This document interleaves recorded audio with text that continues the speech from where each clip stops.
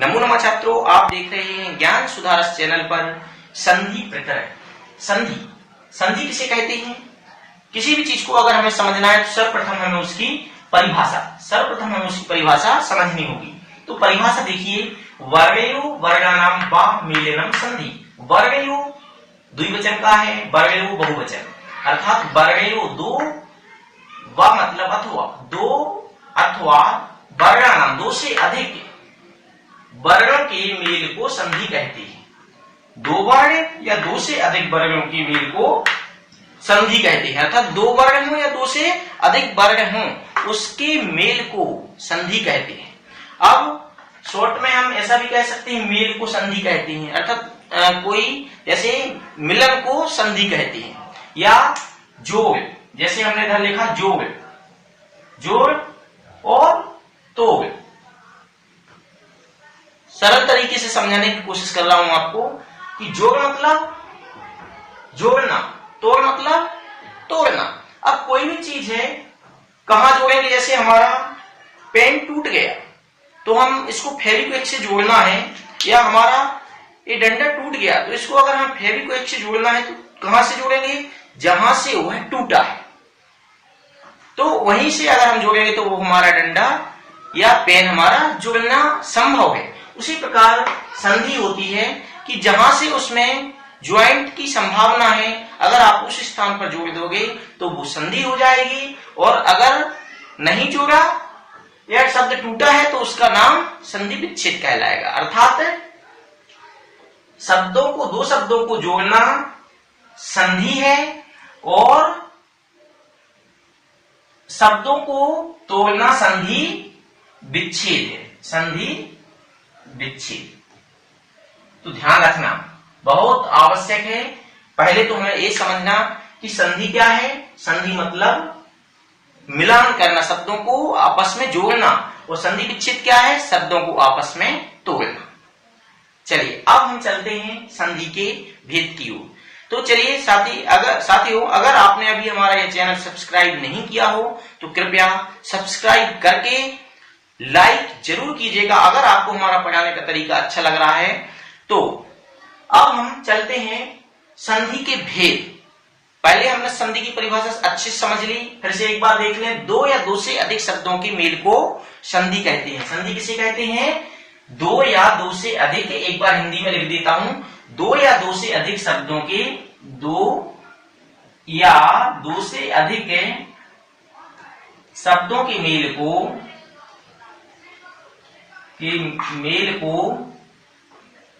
संधि कहते हैं। संधि कहते हैं। दो या दो से अधिक शब्दों के मेल को संधि कहते हैं। ठीक है, अब एक बार एक एग्जाम्पल के माध्यम से भी आपको मैं समझा दे रहा हूं।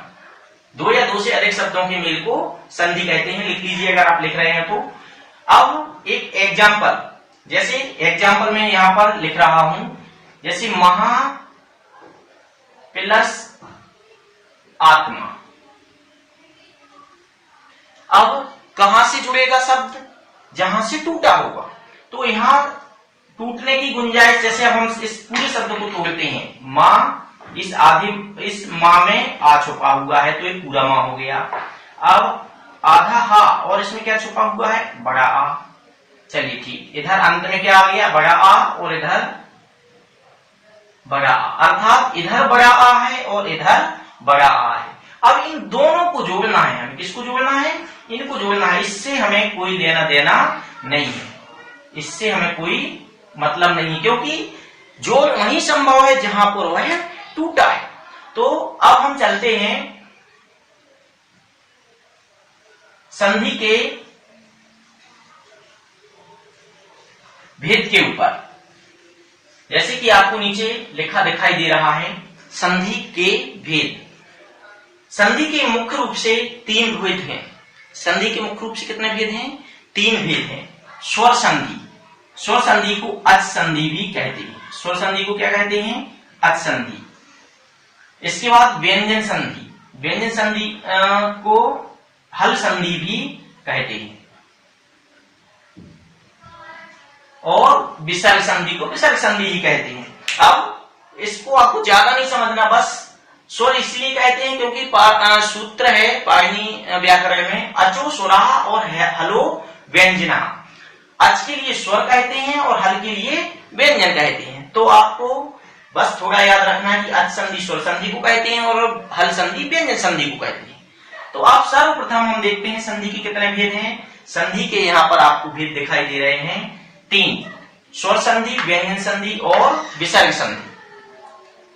एक बार बोलिए, स्वर व्यंजन विसर्ग, स्वर व्यंजन विसर्ग, ये 3 प्रकार की संधि है। अब हमको सिर्फ पढ़ना है सबसे पहले स्वर संधि पढ़ना है। तो चलिए अब हम चलते हैं दीर्घ संधि की ओर। दीर्घ संधि किसे कहते हैं, एक बार हम परिभाषा से देख लें।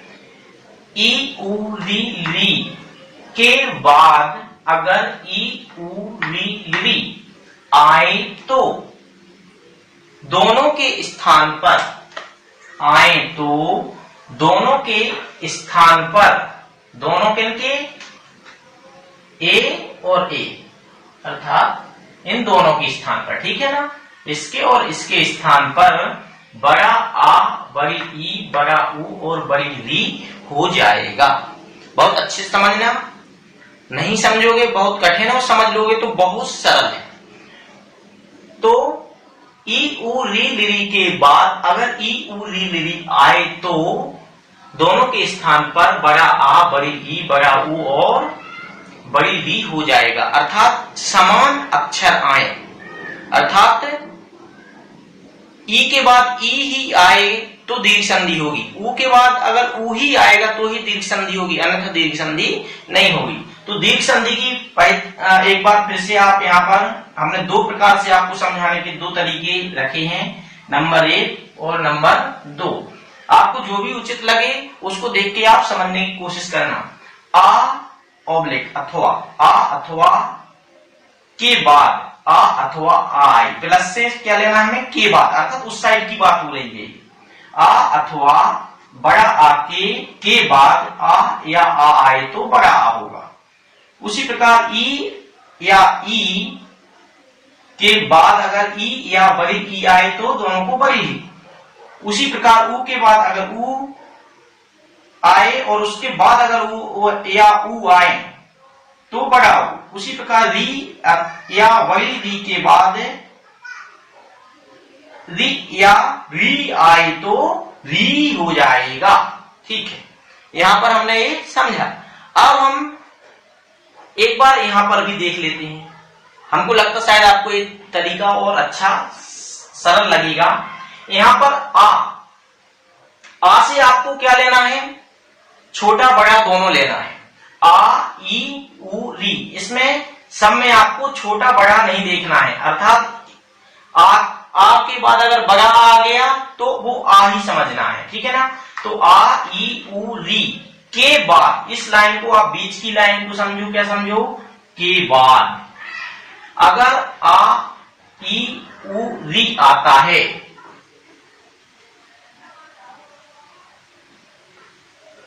ठीक है, तो दोनों को मिला के किसको, ये हमने लाइन ज्वाइंट की कर दी कि अगर आ के बाद आ आए तो बड़ा, ई के बाद ई आए तो बड़ी, उ के बाद उ आए तो बड़ा, और री के बाद री आए तो बड़ी री हो जाएगा। अब हम आपको 2-3-4 उदाहरण के माध्यम से आपको हम समझाएंगे। जैसे अभी हमने महा प्लस आत्मा लिखा था, अब हम लिखते हैं पुस्तक प्लस आलय। चारों के एक एक उदाहरण लिखेंगे, आ ई उ और री का, ठीक है। तो अभी इसमें से मैं आपको कोई एक मिटा दे रहा हूं। चलो पहले नंबर का मिटा देता हूं, आप नोट कर लेना इसको। अब उदाहरण के माध्यम से हम संधि लगाना सीखते हैं कि कैसे हम संधि करें। तो आ का देखें, जैसे पुस्तक प्लस आलय। अब हमको कहां जोड़ना है, बहुत अच्छे से समझना, कहां जोड़ना है, जोड़ का हमको पता होना चाहिए। यहां पर का अंत में है नहीं, यहां पर क्या अंत में है, आ अंत में है। क्यों, क्योंकि जितने भी व्यंजन हैं वो बिना स्वर के पूरे कभी नहीं होते। तो आपको भले ही व्यंजन लिखा दिख रहा है, लेकिन अगर वो पूरा है तो उसमें स्वर लगा है, अगर पूरा नहीं है तो समझना वो व्यंजन है। लेकिन यहाँ पर ये पूरा है अर्थात स्वर इसमें है। तो आधा का में क्या छोटा आ मिल गया तो ये क्या बन गया, पूरा का बन गया। तो अब इसमें क्या छुपा हुआ है, जैसे इधर एक और उदाहरण समझा देता हूं। पुस्तक, आधे पा में छोटा ऊ मिल गया तो क्या बन गया, ऊ बन गया। तो अब आपको समझना है कि अंत में क्या है, क्या है, अगर व्यंजन पूरा है तो उसके अंत में स्वर है, ठीक है। तो का के बाद में आ है इसलिए का पूरा हो गया, पा के बाद में ऊ है इसलिए पू पूरा हो गया। तो अब यहां पर अंत में क्या है, छोटा आ। और इधर हमको ज्वाइंट, अभी जैसे आपको बताया था कि ज्वाइंट कहां से होगा, जहां टूटा होगा। तो अब इन दोनों में लड़ाई है, किस किस की, इधर इन दोनों में झगड़ा है, इन दोनों को जोड़ना है तो हमें दो लोगों को जोड़ना है, इसके अंत वाले और इसके पहले। तो यहाँ पर इसके पहले को ले लिया था, इधर का मुखिया ए है और इधर का मुखिया ए है। अब हम दोनों को जोड़ देंगे तो हमारा परिवार बन जाएगा। तो छोटा आ और बड़ा आ। अब हम सूत्र पे जाते हैं, यहां पर क्या बता रहे हैं, आ या आ, कोई भी हो, छोटा हो या बड़ा हो, या ये हमको भेद नहीं करना है। अर्थात आ के बाद अगर आ आता है तो बड़ा आ हो जाएगा। अब आ के बाद क्या आया, बड़ा आ गया, इसलिए दोनों को क्या हो गया, बड़ा आ हो गया। अब हम यहां की स्थिति जो शेष बचा है वो इधर लिख दें, उ आधा सा ता। अब हमारा इधर हमने का निकाल दिया था तो उस का को हम कैसा छोड़ेंगे, आधा, पुस्तक, ठीक है। इस हमने का को आधा छोड़ दिया। अब इधर ये इसका आ ले लिया था, इसलिए अब यहां पर हम ला और या। अब हमको कुछ नहीं करना, अब सिर्फ क्या करना है, जोड़ना है। कैसे जोड़ेंगे, पुस्ता, आधे का में बड़ा आ जोड़ दो, पुस्तिका, ला, पुस्तकालय। इसी प्रकार आप कितना भी कठिन से कठिन संधि विच्छेद हो, आप उसको संधि में बना सकते हैं, कि आप उसको संधि कर सकते हैं। चलिए, तो उसी प्रकार आपको पुस्तकालय, मति प्लस इंद्र, वधु प्लस उत्सव और पितृ प्लस ऋणम। अब आपको सिर्फ यहां पर क्या करना है, इधर की ई और इधर की छोटी, दोनों को ई और ई के बाद ई आए, बड़ी ई। अब मत और इधर बड़ी ई, आधा ना और दाल जोड़ दो, माँ का माँ, आधी ता में बड़ी ई, मतीन्द्र। उसी प्रकार छोटा ऊ इधर ऊ, बड़ा ऊ और इधर ऊ। अब इन दोनों को मिलाना है तो बड़ा ऊ हो जाएगा सूत्र के हिसाब से, बध प्लस ऊ प्लस तसव।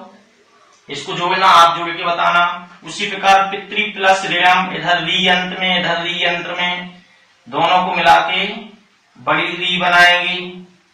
अब इधर क्या बचा शेष, पित और इधर णम। अब इनको जोड़ के पी, आधी ती में बड़ी री, पितृ। इस प्रकार यह करना बहुत सरल है। आप भी इस प्रकार के और भी बहुत सारे जितने भी उदाहरण हैं उसको करके देखना। अब आगे की वीडियो में आपके लिए मैं आगे की संधियां समझाऊंगा।